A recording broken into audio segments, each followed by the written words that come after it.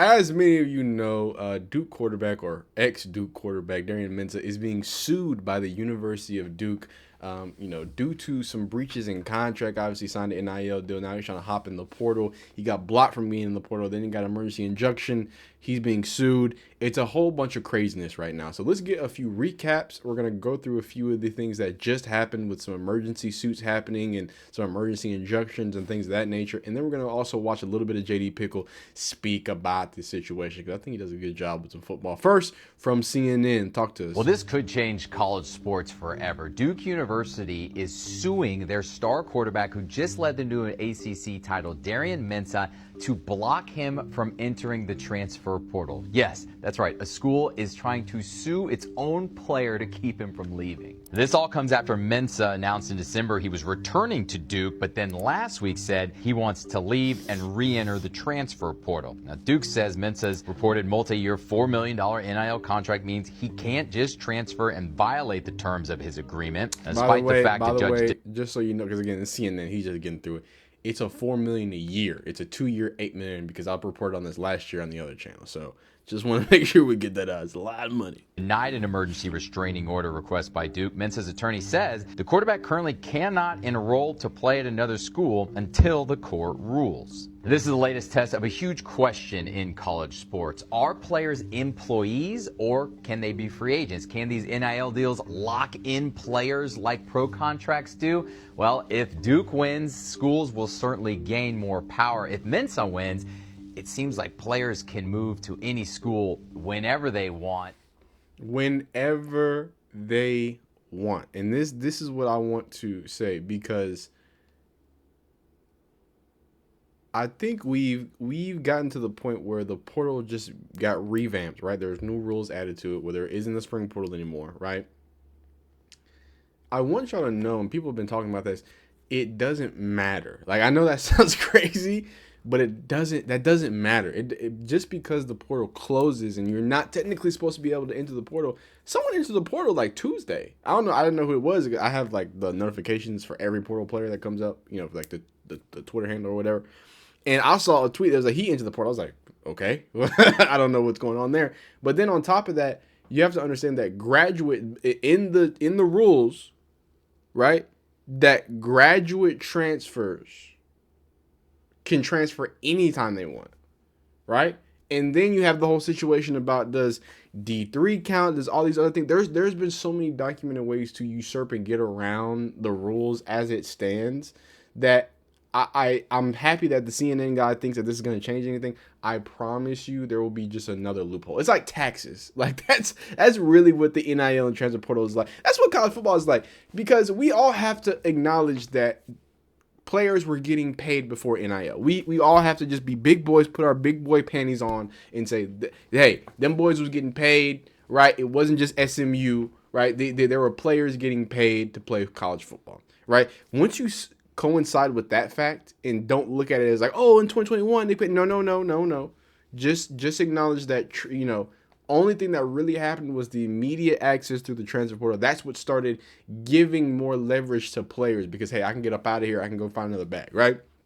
It's always just going to be an evolution. It's never going to be a solution. You know what I'm saying? Like, people are just going to find ways to, oh, you have a cap? Oh, okay. Well, how about I go Kawhi Leonard Clippers and just have crazy tree planting companies that pays all my players $50 million a year. Oh, okay. Well, now there's limits for external companies. Well, the internal company from us are here at Duke. We have a special extra $50 million a year fund to go straight to the play. Oh, here at Indiana, we have Mark Cuban, a billionaire, an ex-professional sports owner. I think he still owns some professional sports. Yeah, he's just gonna that's the Mark Cuban fund. You don't understand. Every player gets a guaranteed $1 million. It's gonna get, unless the NCAA does what they're supposed to do and really draws out the rules of both the portal and the NIL, both of them, because they both work in tandem to make things very confusing. More things like stuff like this is going to happen. Obviously, the Missouri edge player that transferred from Georgia, he got sued from Georgia for something that for money that he didn't even get paid, which I thought was crazy. I thought was super crazy, right? And then you got the other suit last year with Xavier Lucas in Wisconsin. I feel that's still going on. You got the Jaden Rashada. Jaden Rashada was the first player to sue schools for the NIL, and he hopped in the portal. You got everybody loves him out there in Cal, the quarterback for Cal, the true freshman. But if you remember, and this is where, like, again, the transfer portal and NIL, both of them have to get handled. You know, he transferred after being on campus as a true freshman. Like he entered school early, right, as a high schooler, went to Oregon, was committed to Oregon, and by the end of bowl practice was in the portal again. This man was in the portal before he was even technically, I guess there's no technical age for college, but before college even really started, he before his college career started, he was in the transfer portal. How crazy is that? Like, how it's just real nutty. It's real nasty. But here are some of the updates for Darian Mensah. So Duke quarterback Darian Mensah has officially entered the transfer portal. So he is in the portal, even though Duke was suing Darian Mensah, who entered the transfer portal last Friday, claiming that he breached a multi-year NIL contract that ends December 31st, 2026, right? I'm going deeper here. These are some of the things that are in the TRO agreement. So Darian Mensah has filed an emergency motion for reconsideration of the TRO against him, requesting his preliminary injunction hearing be moved from February 2nd to January 23rd. The court ruled this week that they can't enroll at another school before, hold up, let me make sure I actually get this, because I don't want to just not read it. Before the injunction hearing, that's all we're missing. So the court ruled that he can't enroll at another school, and that's up to date. That is January 23rd, that is today as I'm recording it. But of course, he went ahead and says, he filed a motion to ensure that he can try to go ahead and get enrolled. And one of the things that they cited, the legal counsel cited, on behalf of Darian Mensah, is that at the time of the hearing, neither Mensah nor counsel was aware of any enrollment deadlines for collegiate institutions who have indicated their interest in Mensah's enrollment. Now, I would call this BS if Coach Prime literally just didn't have a player that was supposed to have another year of eligibility, and then he gets to Colorado and then they find out he has no eligibility. This is what I mean by the NCAA needs to do their part. There's no way that players should be able to transfer at the same time if they can't get enrolled. That shouldn't be a question. There should either be resources, hey, you transfer late, here it is, or you should not be able to do it. Like, as someone who is pro transfer portal, pro NIL, why schools wouldn't have to sue players if the rules were just in place that, oh, you physically can't enter the portal because it's this date. But I want y'all to realize that every single time this comes up, whether Xavier Lucas, with Darian Mensah, with all these other situations, JKS, these situations come up. The only reason why they're allowed is because the rules aren't written right. You can't just do these things. If there were actual rules that meant something, you can't then go to those rules and just say, we're just going to go around them. That shouldn't be how it worked, but currently the way that it's set up, that is how it works.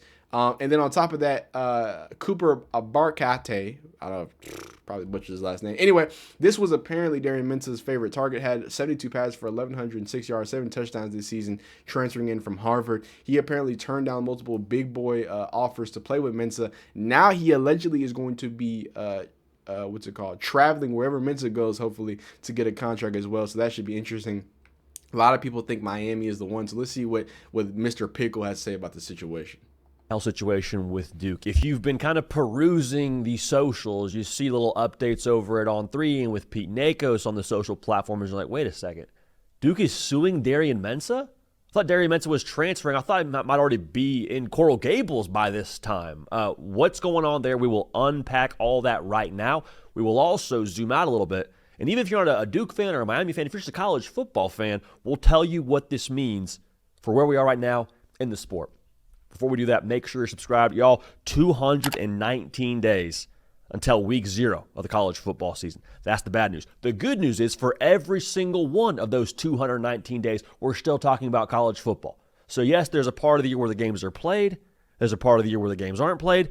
All year round, myself, Caden Smith, showing no mercy to the ops. Talking college football all year round. Appreciate you being a sicko and being subscribed. Let's get to the facts of this Darian Mensah situation. Now, I love suits. I'm not Harvey Specter. Here are the facts. Here's the facts of the Darian Mensah situation.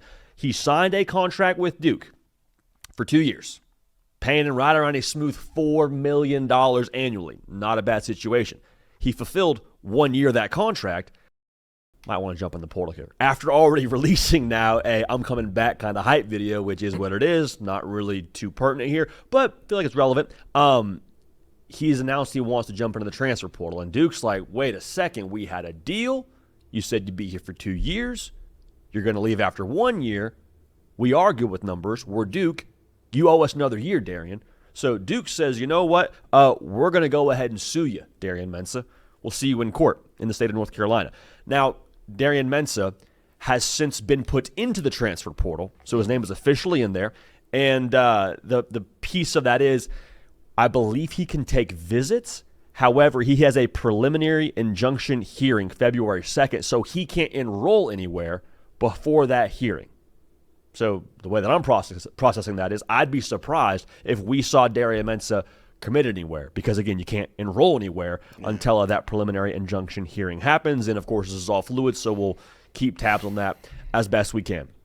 So the most confusing part about this, if you're a college football fan, is this is all coming on the heels of the Damon Williams situation at Washington.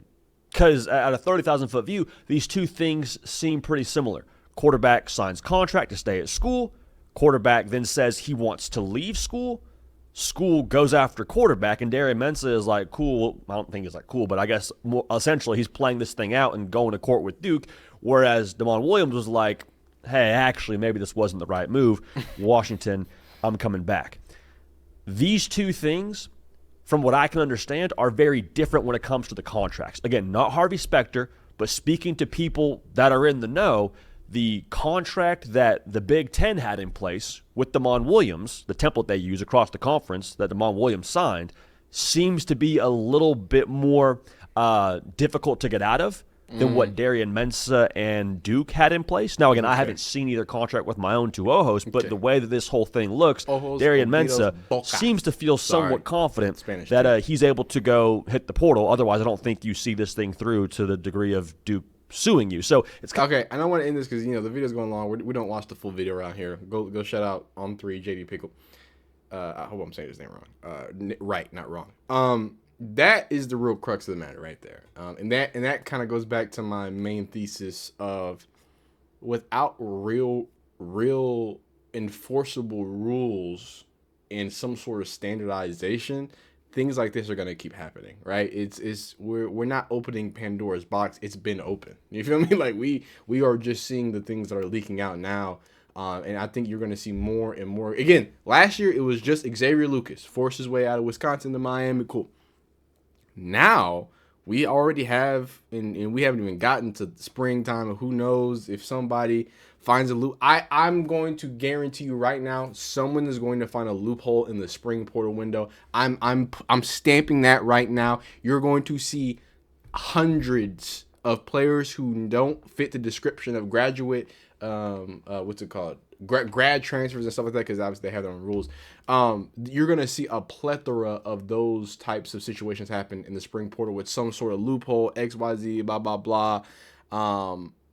So be on the lookout for that. But the fact that there's real speaking about the nomenclature of these contracts being this different that he thinks that he can get up out of there, like it's so interesting to me. And it's so interesting that these conferences as a whole are constructing this contract, which that's good. Hey, I'm happy that at least the conferences are in on it. It's not just a school thing, but now you have all these different conferences with different, contracts. I'm sure if you go to the American Conference, I'm sure if you're a Mountain West, I'm sure those contracts probably are easier to get out of because, the type of throwing where it's getting nasty to a point that, again, what's the point of even having rules? If you have enough money, right? Funny enough, Duke probably gave Darian Mensah enough money to retain really good legal counsel to make sure that he can now do kind of whatever he wants to do. And it seems like he's about to set a precedent that anybody can just do whatever they want to do if you have the right wording in your contract. I'm at a loss for words. This is a crazy situation. We're going to keep keeping up with it. But y'all like the video if you like it. Dislike if you don't. Subscribe if you like football content. Comment down below if there's any other type of things you want me to watch, react to, think about, yap about. Y'all be great. We'll see you next time.